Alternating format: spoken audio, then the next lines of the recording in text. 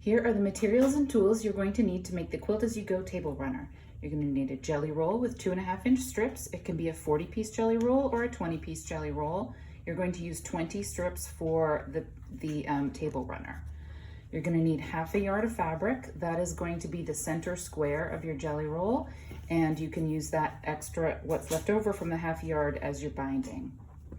You're going to need a full yard of fabric for the backing, and you're going to need 5/8 of a yard of batting if it comes on the roll, at least 72 inches wide, or a piece 72 by about 24.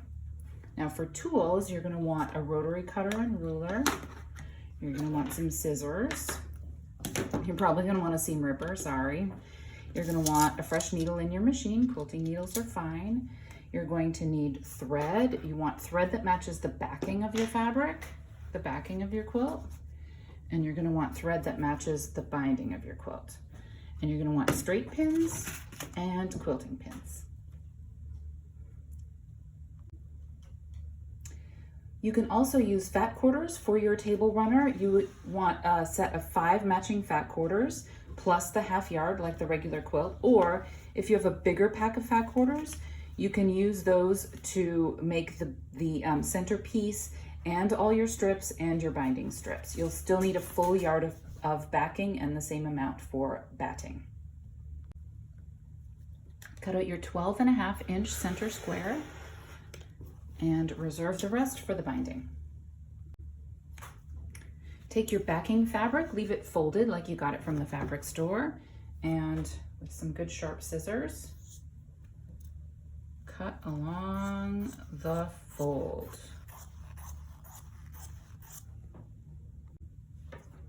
Open up your jelly roll and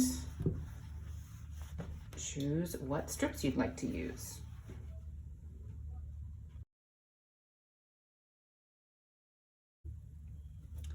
My jelly roll has 40 strips, and I've decided I'm going to go more to the green and blue, so I'm going to set aside all the pink ones for now. Maybe I'll do another table runner later.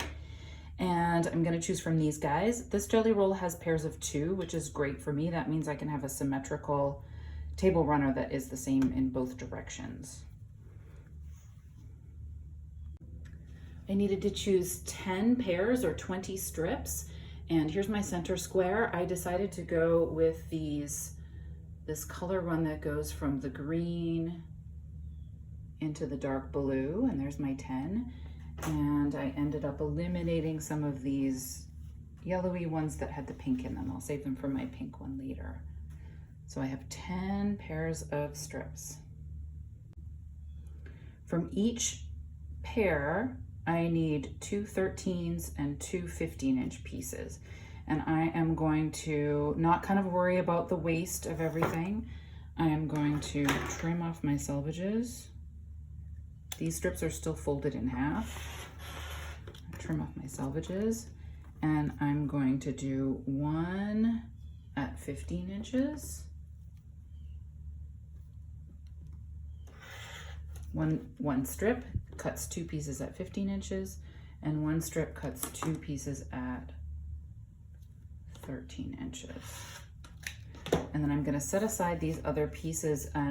If you want, you can save them and maybe use them for a scrappy binding. Do this for all the strips.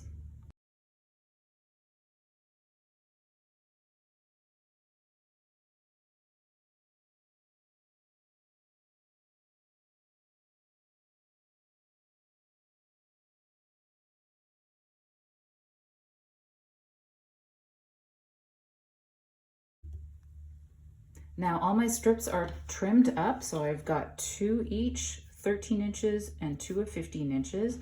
And if you noticed as I was going, I stacked them in the order that I chose so that they're ready to sew from the one that's from the center on top. If you are using fat quarters, remember that you have to cut your cuts parallel to the selvage so that you can get 8 strips across.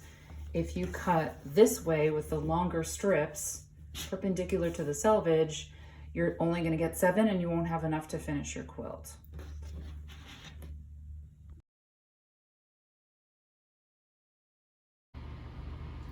Our first step sewing is to assemble the backing piece, And here we're going to be using the thread that matches the backing. That's what we're going to be using for all of our sewing until we get to the binding. And I've already cut this in half along the fold, if you remember. I'm just going to flip it over. I'm lining it up so that the selvages are lined up over here. And I'm going to sew that edge together. First I'm going to iron it.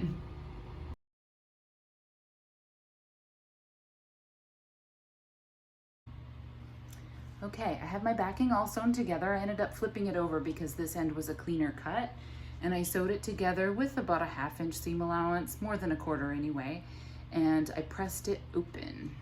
So now I have a piece that's about 72 inches long by about 20 inches wide. And I have a little helper who might appear on screen here. So I'm gonna spread this out.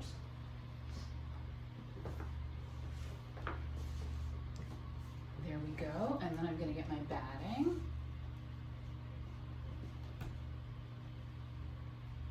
My batting is about, here she comes. Batting is about that width. Go, buddy.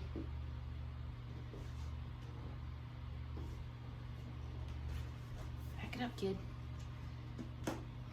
Okay, so I've got that spread out, and now I'm gonna pin it. Not gonna pin it. Now I'm going to mark the center. All right, I'm gonna mark the center, and I'm gonna do that by looking for where my seam is here. I'm gonna mark it there. And then I'm gonna look at the other end. And that's my seam. I'm gonna mark it all the way across. Because it's pretty important to have your center square fairly straight, or it's gonna start to go askew, but we have a way of coping with that. But anyway, let's try to get it straight as we can. So this is 23, I'm gonna mark it at 11.5. And I'm gonna use the lines on my ruler.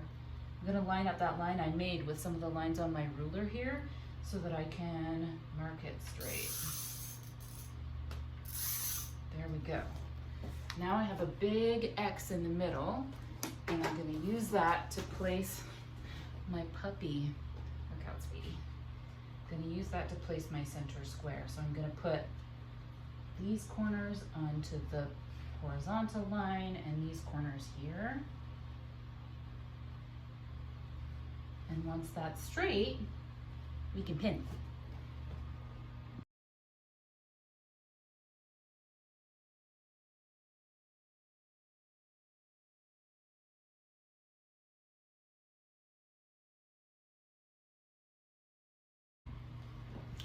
Okay, I've got it all pinned. I did about 4 or 5 pins in the center, and then the pins are pretty spaced out. Make sure you get them in the very corners so that that backing doesn't flip over and fight you later on. And I trimmed off the excess batting, so I have my piece and I'm ready to sew. Once we are ready to start attaching the strips, we're gonna start with a 13-inch strip and pick a side. I always tend to go for this, what would it be, the right side, I guess, if it's facing me.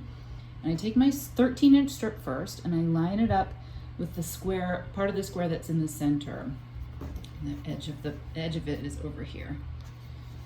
And it's lined up with the center, and on this edge, it's coming off a bit. That's what you want. So you're gonna take it there and you're gonna put a couple pins in it. And then we're gonna sew. Now we're on to straight pins.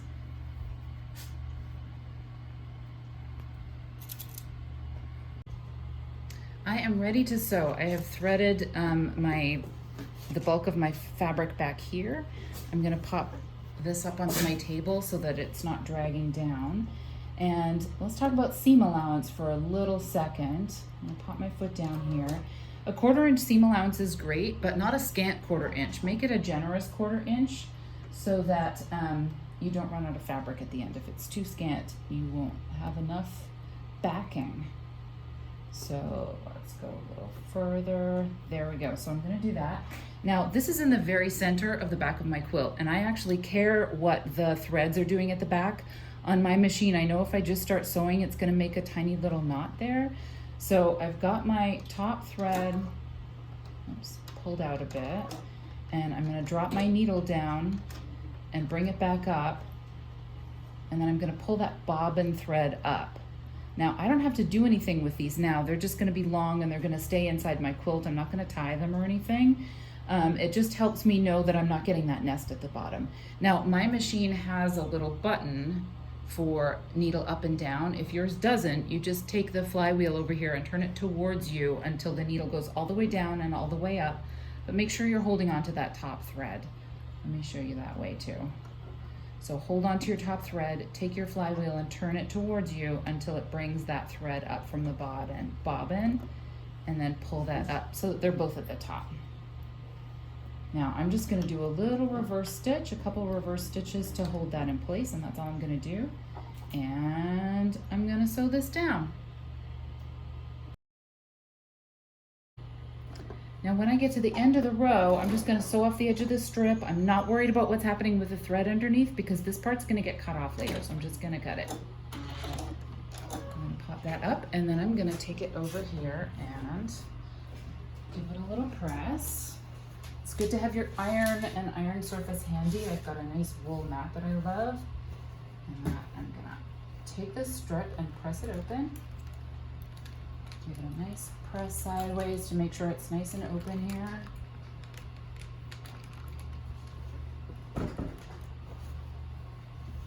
And then I'm ready to add my next strip.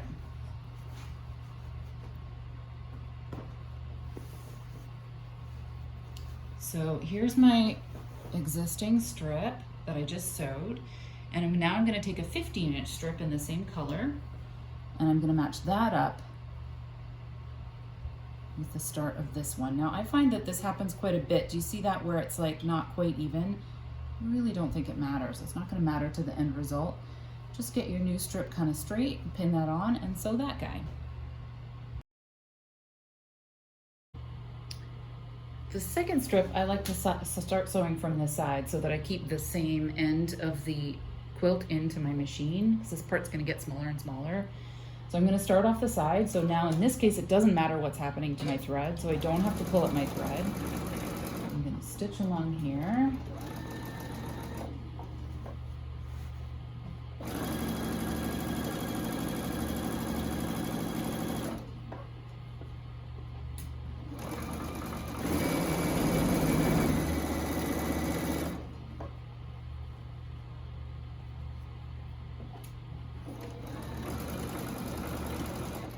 And when I get to the end, this is the part that is going to be visible on the back of my quilt. So I'm going to do a reverse stitch, and I'm going to come forward a couple stitches. And then again, I'm doing this with the buttons on my machine, but you can do this with the hand wheel. I'm going to put my needle in the up position and lift my foot, and I'm going to pull it out. I'm going to cut my bobbin thread and my top thread. I'm going to pull that one up. So that's one option. Next time I'll show you another option. Okay, I've pressed out my second strip, and now I've got my next strip. I'm changing colors now. And I'm gonna line that up, and I'm lining it up in the center. And if you'll notice down at this end, it doesn't line up at all, but that's totally cool. Do not stress about that. So I'm gonna pin this and sew it and press it. All right, I've added my short strip and I've just stitched on my longer strip. And I'm gonna show you my alternative if you don't wanna pull it up. You have to know your machine. I know that my machine, when I just do a simple cut, doesn't make too bad of a mark on the back. So I've done a little reverse, 2 steps back, 2 steps forward, and then I'm just gonna use the cutter. And on my machine, that just leaves 2 little tails, and there's not much of a nest, so I'm just going to snip those off and be happy with that. Now I'm just going to keep adding strips in this way, adding the short one first and then the long one, and pressing as I go until I get to the end. Now the important thing is make sure you take these pins out when you get to them, because if you sew them in there, there is no way to get them out again.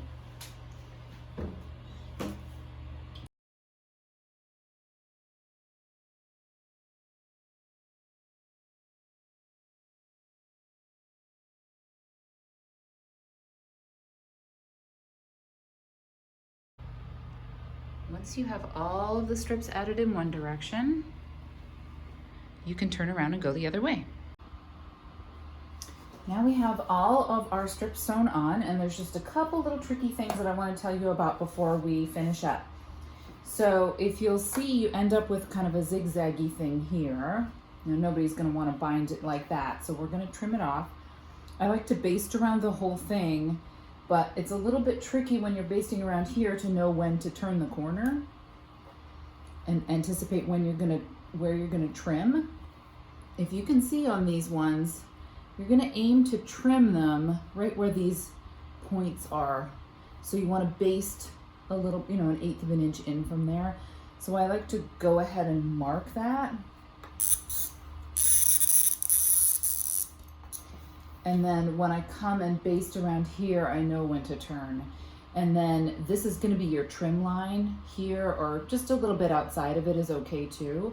And then you're gonna be ready to bind it. You're gonna baste around the whole thing with a big stitch length and then trim off the edges and then bind your beautiful table runner.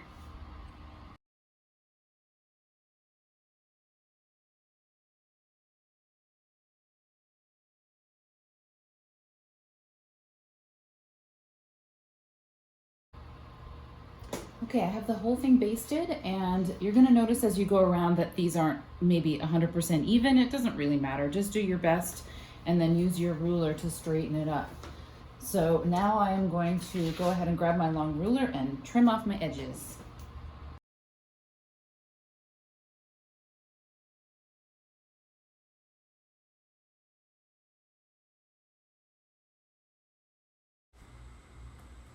I want to talk about what happens if you go a little off kilter. So if your center square is not perfectly straight, it might happen that you end up feeling like you're veering off to one side of the selvage of the quilt, like you see in this photo.